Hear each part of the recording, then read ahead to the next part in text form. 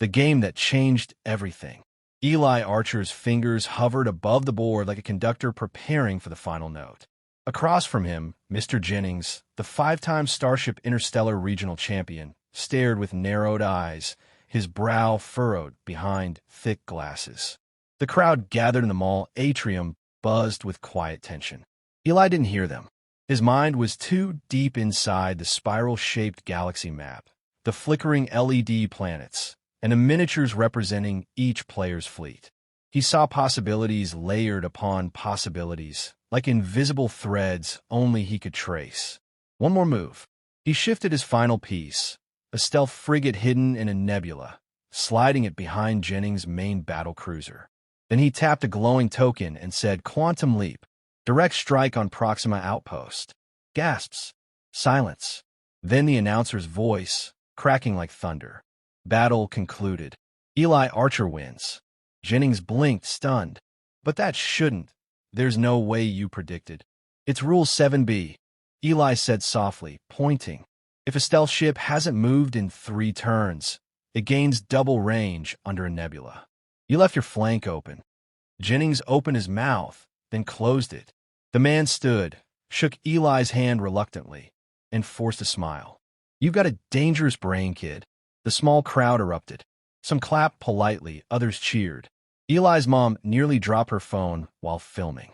Eli tried to smile back, but his chest was pounding. Not for nerves, for something else. A tingle in the air. He felt watched. In the back of the crowd, a man in a silver suit and wide-brimmed hat stood motionless. His skin shimmered slightly under the fluorescent lights, as if painted with oil and moonlight. No one else seemed to notice him. When Eli locked eyes with him, the man smiled and gave a tiny nod. Weird. After the medal ceremony and 100 pats on the back, Eli wandered to the empty end of the mall, needing air. That's when a man in the silver suit stepped out from behind column. "You play well," the man said. Eli froze. Thanks. Did you watch the game?" "I watched many games. Yours, however, was more than strategy. It was art." "That was odd. Do I know you?" "No, but I know you, Eli Archer. And I have a question." The man stepped closer, his eyes glowing faintly silver. "If you had the chance to play the greatest game ever made, not a simulation, not a board, but reality itself, would you?" Eli took a step back. "Okay, I think my mom's looking for me." A flash of light. The mall vanished. The floor beneath him turned to crystal. The ceiling became a sky, purple and infinite. Stars shimmered overhead like spilled glitter.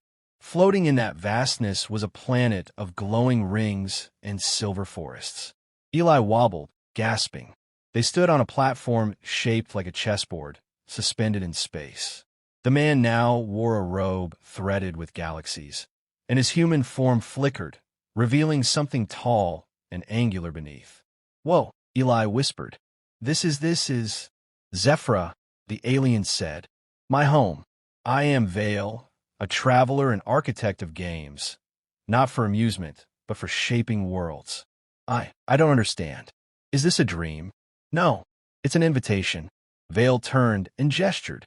Images danced in the air, starships the size of cities, dragons sculpted from dark matter, civilizations rising and falling over centuries, all in fast forward. Your mind sees patterns, Eli, not just in pieces or rules, but in systems. You command logic like others command speech. Eli stared, stunned. Vael continued, "In my people's culture, when one such as you is found, we do not give trophies. We give power, real power." He held up a shard of light, and it floated toward Eli like a feather. As it touched his chest, a burning symbol spiraled across his skin, just above his heart, a luminous sigil that pulsed with strange rhythm. What is this? The Celestis sigil, a wellspring of pure creation. It obeys imagination, will, instinct, magic you might call it. Eli looked down. The mark glowed softly, then faded into his skin. "Why me?" "Because the universe is unraveling, and the one who understands its games might yet save it." Eli's knees felt weak. "I just play board games." Vael chuckled. "And yet here you are." A low hum filled the air. A new star blinked into existence above them. "Come," Vael said. "There is much to show you."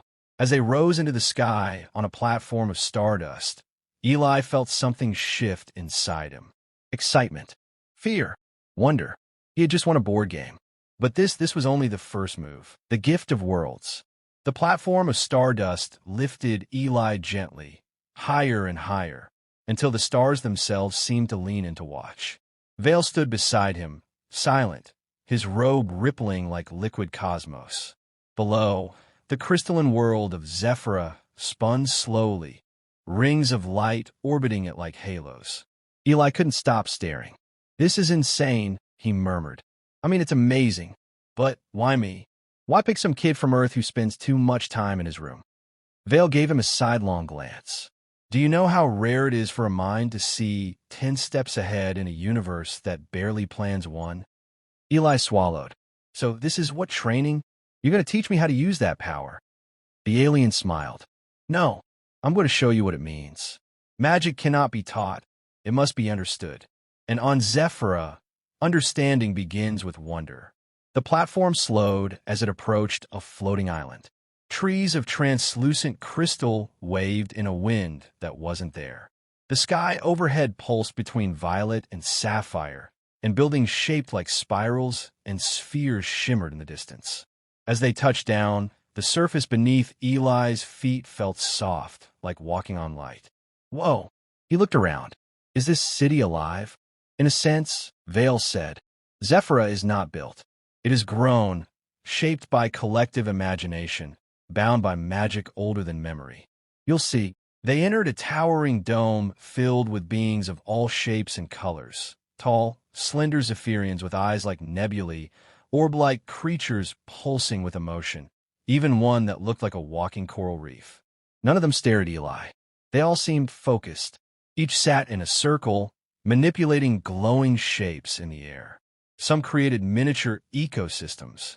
Others solved puzzles that shifted dimensions as they touched them. One projected a battlefield and rewrote its outcome with a flick of its hand. "This is the Hall of Realities," Vael said, his voice low with reverence. "Here, minds sculpt matter. Thought becomes form." Eli stepped closer to a table where a small Zephyrian child folded starlight into a hummingbird that flew off chirping. "Is this magic?" "Only to those who don't understand the code beneath the cosmos," Vael said. "To us, it's simply play, but with consequence." As they walked deeper into the hall, Eli noticed something strange. The symbol on his chest, the Celestis sigil, began to pulse. "A veil." Eli stopped. "This thing's glowing." "Good," Vael said. "That means it's listening." Eli stared down at the mark. "What do I do?" "Think of something impossible. Then believe it." Eli hesitated. Then he thought of a paper airplane. But not just any airplane. One that could loop through the air forever, leaving behind a trail of glowing colors. He raised his hand. A soft breeze coiled around his palm. A thin wisp of light curled into shape. And then a flutter. A shining, shimmering plane formed, complete with wings etched in blue fire. It zipped into the air, dancing through the dome, drawing gasps from a few onlookers.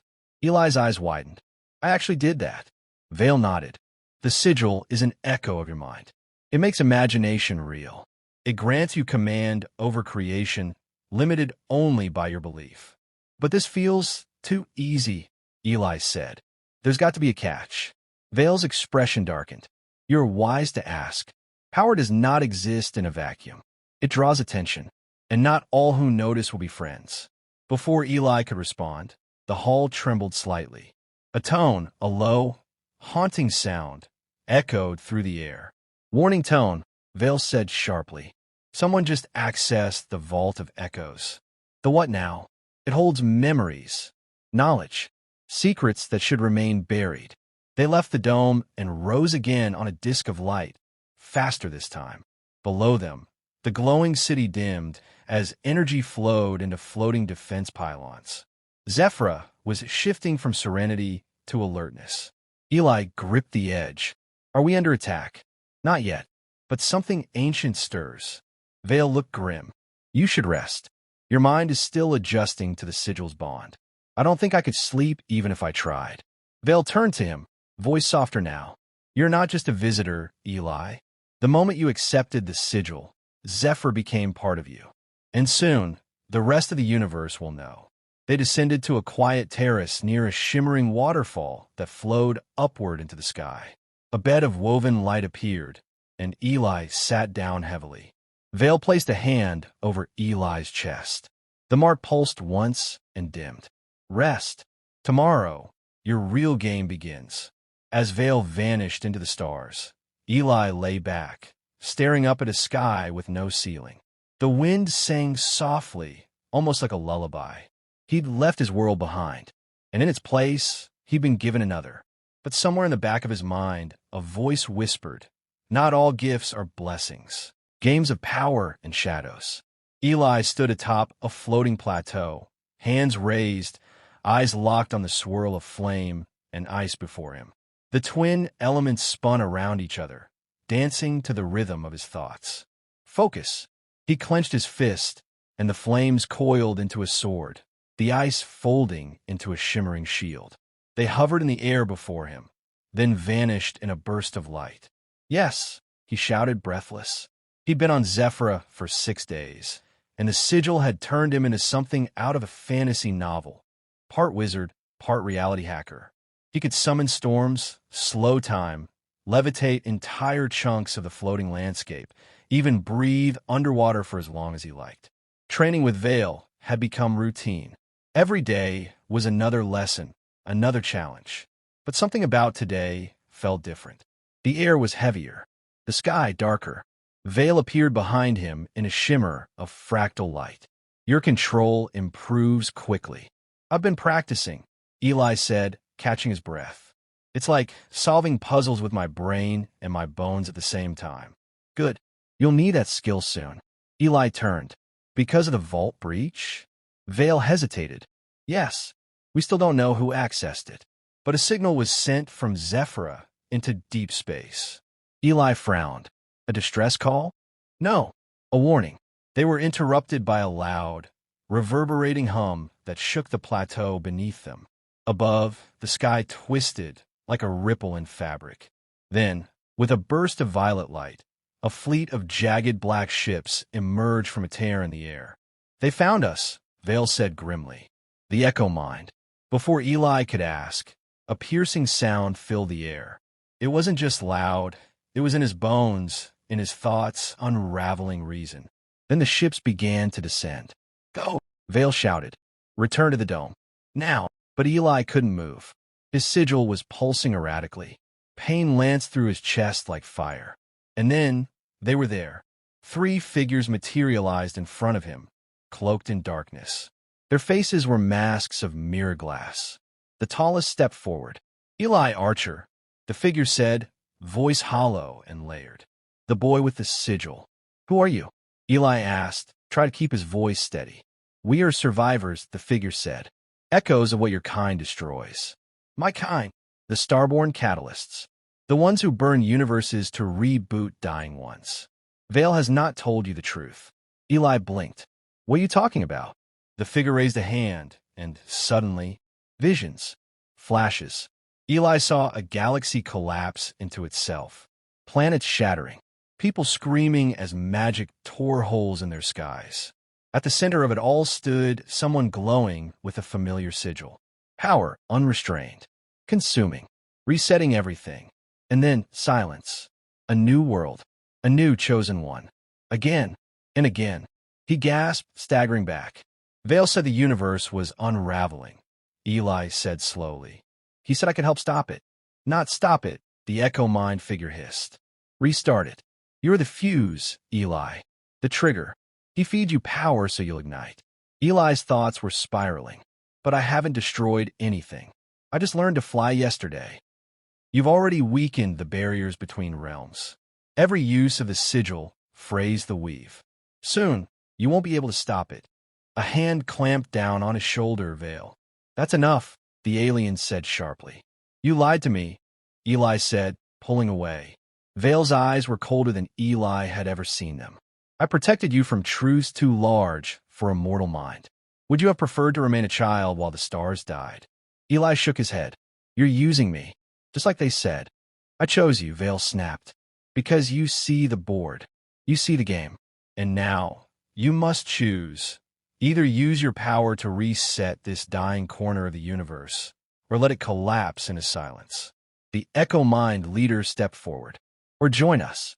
We fight to end the cycle. We want to save what exists, not replace it. Eli's heart pounded. He looked at his hands, still glowing faintly with sigil light. I don't want to destroy anything, he said quietly. But I'm not sure I trust any of you. You don't have to, Vael said. You just have to decide what's worth saving. The Echo Mind retreated into shadow, vanishing with a shimmer. Vael turned to Eli. You've passed the threshold. The sigil is fully awakened now. What you do next will echo through creation. Eli stood there, alone now, the air still humming with tension. He had come here to learn, to explore. Instead, he'd become the most dangerous piece on a board he hadn't even known existed, breaking the rules. Eli didn't sleep that night. He sat alone beneath the silver-leafed trees of the Zephyrian Grove, watching the sky fracture into constellations he no longer trusted. The stars once made him feel small in a beautiful way. Now, they just made him feel like a pawn. His sigil pulsed faintly, responding to his restless thoughts. Power simmered just beneath his skin, a force waiting to be shaped, but it no longer felt like a gift. It felt like a trap. They all wanted him to play a role. Vael, with his cryptic lessons and greater good speeches. The Echo Mind, with their doom-laden warnings and half-truths. Neither side had told him everything. Maybe neither even could. But one thing was clear. He wouldn't be their weapon. Not for creation. Not for destruction. He'd find his own way. Time to play a different game, he thought. He stood, brushing crystalline petals from his cloak, and focused. The sigil responded immediately. He pictured the vault of echoes, where the secrets were, where the truth lay hidden. With a whisper of light and a flicker of space, he was gone. The vault of echoes lay beneath the floating core of Zephyra, buried in a shell of magic older than time. It wasn't locked in the usual sense. It was sealed by riddles, paradoxes, and memories that refused to be remembered. But Eli didn't knock. He unraveled the puzzle wards one by one, reshaping the barriers with the same instinct he'd once used to beat galactic warlords on a game board. His mind cut through the encryption like a scalpel through fog. When the last gate dissolved, the vault opened, not with a boom but a sigh. He stepped into a chamber of mirrors, thousands of them, spiraling inward, but none reflected him. Each mirror showed a different boy, different clothes, different planets, different choices. Some wore crowns, some held weapons. One wept over a ruined world. Another smiled atop a mountain of stars. All of them bore the same mark on their chest, the sigil. Eli felt cold. These are the others, he whispered. The ones who came before me. You are the 37th, said a voice behind him. He turned to see a figure wrapped in robes of unlight. Neither Echo Mind nor Zephyrian. It had no face, only the suggestion of features, like smoke trying to remember a shape. Who are you? Eli asked, standing straighter. The Watcher. I remain when others pass. I remember what must not be forgotten. Is it true? Eli asked. The sigil is made to restart dying universes? Yes. And Vael wants me to do that again. Yes. Eli stepped forward, fists clenched. What happens to the universe when I do? The Watcher gestured. A mirror slid forward, glowing. Inside, Eli saw a world like Earth. Oceans, cities, people. Then came the unraveling. Magic blooming into firestorms. Gravity shattering. Time collapsing inward like a folding map. All centered on a single figure. Him. The world was erased. A new one blinked into existence. Clean. Empty. Ready to be reshaped. And what if I don't do it? Eli asked quietly. Another mirror shifted into view. A universe decaying. Planets withering. Stars dying in silence. Civilizations collapsing into memory. But no fire, no destruction. Just entropy. You must choose, the Watcher said.